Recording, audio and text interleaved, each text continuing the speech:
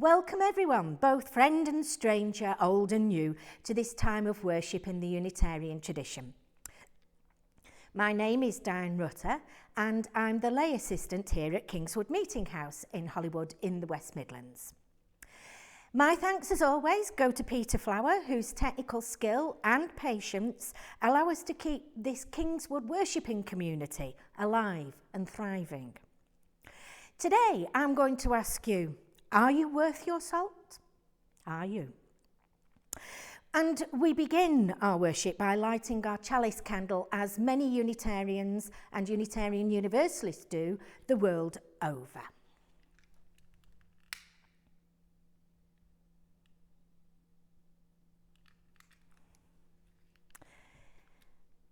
Although physically separated by the times in which we live, may we gather to watch this service with a spirit of community and in fellowship with all those who seek a free and liberal faith.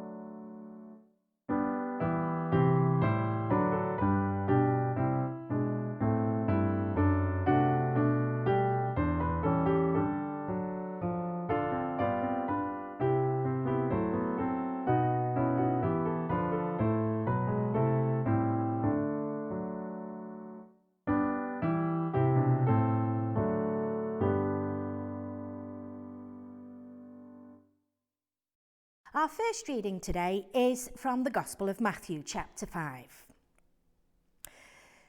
You are the salt of the earth, but if salt has lost its taste, how can its saltiness be restored? It is no longer good for anything, but is thrown out and trampled underfoot. And you are the light of the world. A city built on a hill cannot be hidden. No one, after lighting a lamp, puts it under a bushel basket, but it put it on the lampstand, and it gives light to all in the house. In the same way, let your light shine before others, so that they may see your good works and give glory to your Father in heaven.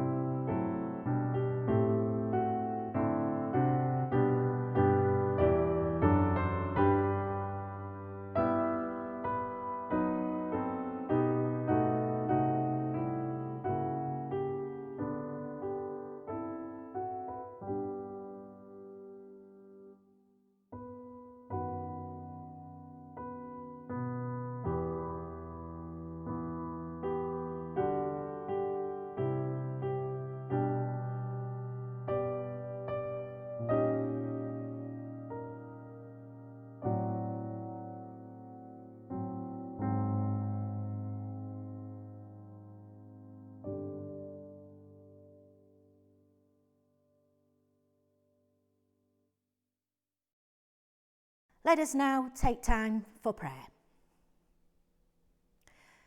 Loving God, as we gather together in our separate homes, please send your Spirit amongst us, that we may continue to do your work here on earth.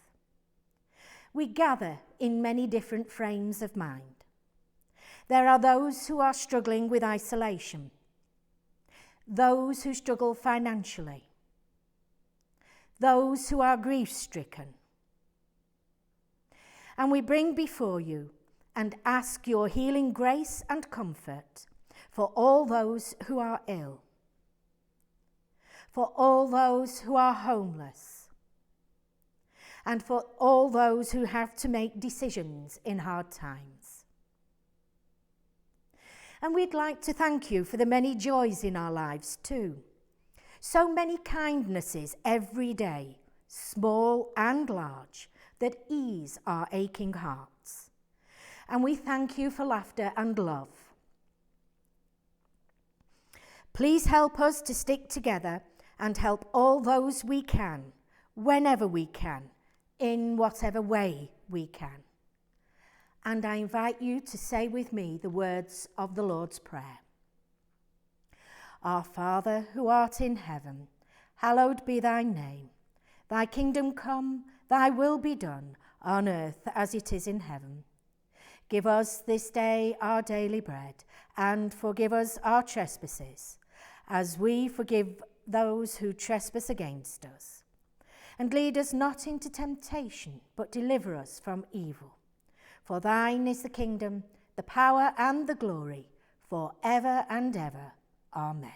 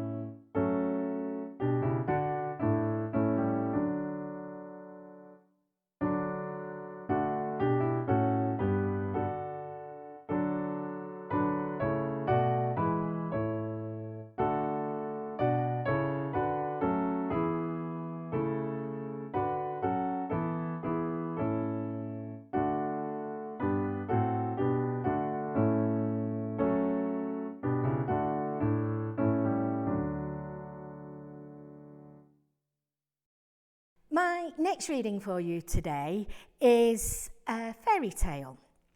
This one is called Cap of Rushes. It's an English fairy tale, and you'll find it in a collection called English Fairy Tales by Joseph Jacobs. Now, it's a very long story. So this synopsis of that much longer tale is from the TV Tropes website. A rich man asked his daughters how much they loved him. The oldest said, more than her life. The next said, like the whole world. And the youngest said, like meat loves salt. Believing the youngest daughter's statement to be vulgar rather than flattering, the man flew into a rage and threw her out. While wandering in the wilds, the girl made herself a cloak with a hood out of rushes to hide her fine clothing.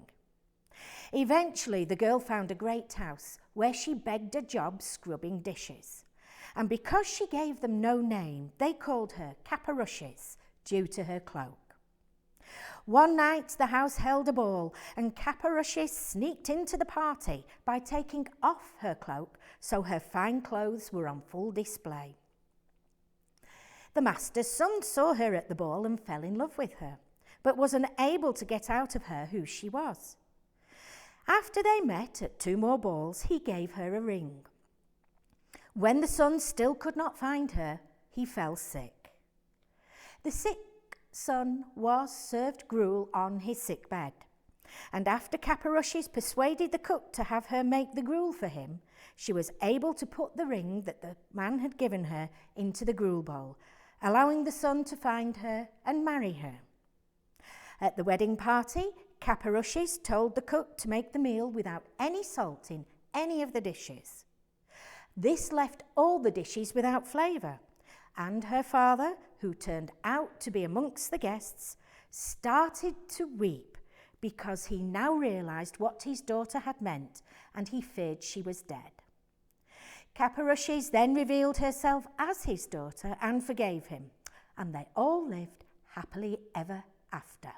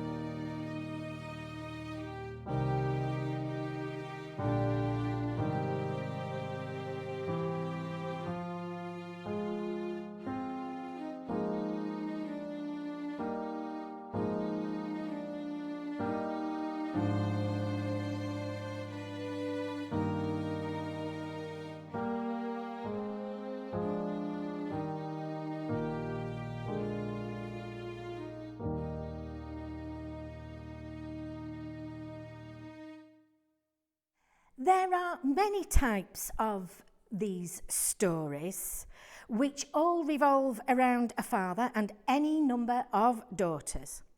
The father asks each daughter how much she loves him, and the youngest always says, "More than salt." At which the father, who is usually a king or a lord of some sort, is most disappointed, and in some of the stories, the daughter is cast out to make her own way in the world. Then there's always a meal to which the father is invited, and for which the daughter either prepares or has prepared all the food, to which no salt is added, and the father grumbles and complains, at which point he suddenly realises the worth of his daughter's words. In one of the Italian versions of the story, the daughter says as much as water and salt. Now, a person called D.L. Ashleyman online lists 11 stories of this kind from all over England, France, Germany, Austria, Italy, Pakistan and India. And both Ashleyman and a chap called Peter Household tell us of one other version of the story which doesn't involve salt. Yes, King Lear. Thanks to Shakespeare, it's known around the world and is a very well-known tale indeed, and it's almost eclipsed the salt stories. A king has 2 scheming daughters and 1 honest daughter. and he sets them a test to find out how much they love him. The two older daughters profess extravagant devotion to their father, but the younger, honest daughter refuses to flatter and is banished. Over the course of the play, the king discovers that his two elder daughters are scheming minxes and that his youngest daughter, whose name is Cordelia, is honest and that he is a vain and foolish old man. He's reduced to penury and in this way discovers the injustices of the world, over which he has, for most of his life, been only too happy to preside. Well, nowadays, the medical profession would like us to leave salt alone, but we do need salt. Ever licked a wound to try and stop it bleeding? The blood is salty. Indeed, my father found out the necessity of salt the hard way whilst working in Ghana many years ago. He didn't take the salt tablets he'd been given and was told he would need. And he did it because even in tablet form, salt isn't the most tastiest, nicest of medicines, and my dad isn't a fan of pills and potions. Now, my dad was a textile machinery fitter. He didn't sit in an office. He built machines as big as houses, possibly even as big as this chapel. And scrambling all over the machinery in the heat of an equatorial African day takes it out of you. And he became very ill indeed, to the point of needing medical aid, all because he didn't take his salt tablets. And he told us that it was the worst he'd ever felt in his life. He really thought he was going to die. If you have a stomach bug, the remedies include salts. What's in the drips they use in hospitals to rehydrate patients? Saline solution. Now, a friend of my cousin Simon's trained as a medic, and she worked as a volunteer medic overseas. And I was amazed when she told me that where there was a gastric outbreak but no clean, safe water, they would use tins of cola to help get sugar and salt back into the bodies and build up the people again. You see, the tins are sterile. And unlike the powdered remedies, which we have over here, you don't have to rehydrate it with water. And when you have an upset stomach, have you ever been advised to have warm lemonade with the fizz stirred out? I always wonder if this is in case of any unnecessary explosions, I have to say. And it has to be the full fat version, of course. This again puts sugar and salt back into the system. Now, I'd like to stretch a point on the biblical passage and say we are like seasoning. You can get by without it, but food is much more pleasurable and easy to swallow when it is seasoned. And we're like seasoning. We are many and varied. Hot, strong or spicy, subtle or aromatic. Different seasonings for different dishes, or indeed for healing purposes. Honey, garlic and salt are good for wounds. Chamomile and lavender for calm. Epsom salts for tired and aching muscles. Himalayan pink salts for the skin, as too are the Dead Sea salts. Salt is added to baked goods for flavour and as a raising agent. Try to think of yourself as someone who raises other people's spirits. Salts are minerals, and our bodies need many different minerals to be healthy, just as a congregation needs many different sorts of people to be healthy. Some are good fundraisers, bakers, organisers, preachers, musicians, singers, social people, welcomers, supporters in time of need, pastoral care. Some keep the buildings and grounds in good order. Some decorate beautifully. We need all of us to keep the church active and meaningful to those who come through our doors when we're allowed. Just take a minute to think about your faith and your service for this chapel.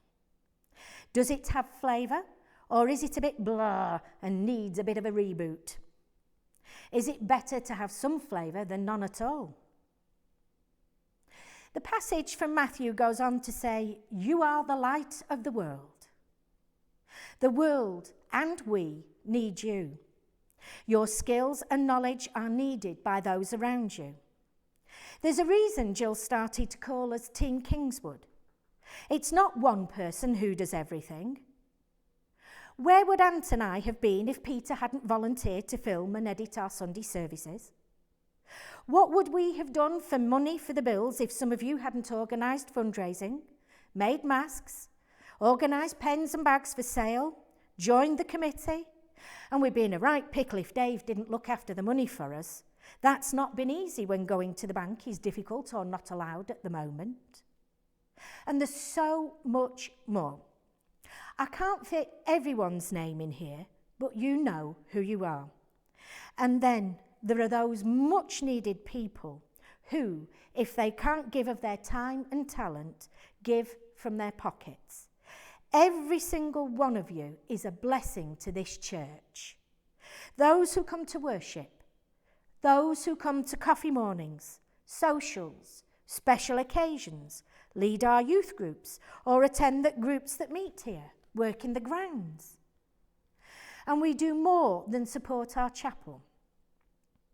Through our efforts, we support charitable causes in this country and overseas. When our efforts are joined with other Unitarians and people of other faiths or interests, what we are able to do for others becomes so much more. By not only supporting our chapel, but by supporting causes outside Unitarianism, we become so much more. We are the seasoning that makes the world a better place for others, not just ourselves. And we set a good example for those who come after us, just as we follow the example of those who came before us. Where would this chapel be if others before hadn't striven to make sure it would be here for future congregations? Those who saw education as a good thing for everyone, not just as those who could afford it. And there are people who thought a national health service would benefit everyone in the UK. Our free and liberal faith has allowed many of us to fight for truth and justice in this world. Now, we're not perfect, and we never will be, but we can strive to be the best we can. We can quietly season the lives of those around us, or those who will never know who we are. We can strive for justice when it is sadly lacking, or we can support those who do. It doesn't matter our allegiances, our cultures, our faiths. What matters is the love and kindness that we spread around the world. This is not an easy time for any of us. It's even worse for those in need of physical or mental support.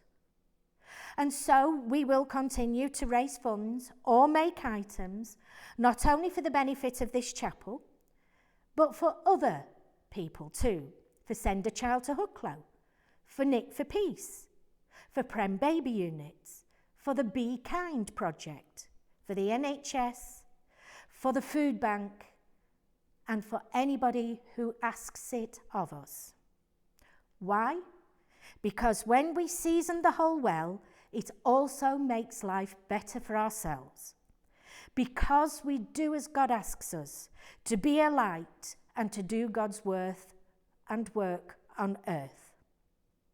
If we can't physically get involved, we can pray, we can write letters of support, we can make phone calls, we can light candles, and we can support those who can do what is needful. And most importantly, we can try to discern the difference for ourselves between fine and flowery language and words that are full of true meaning. Amen.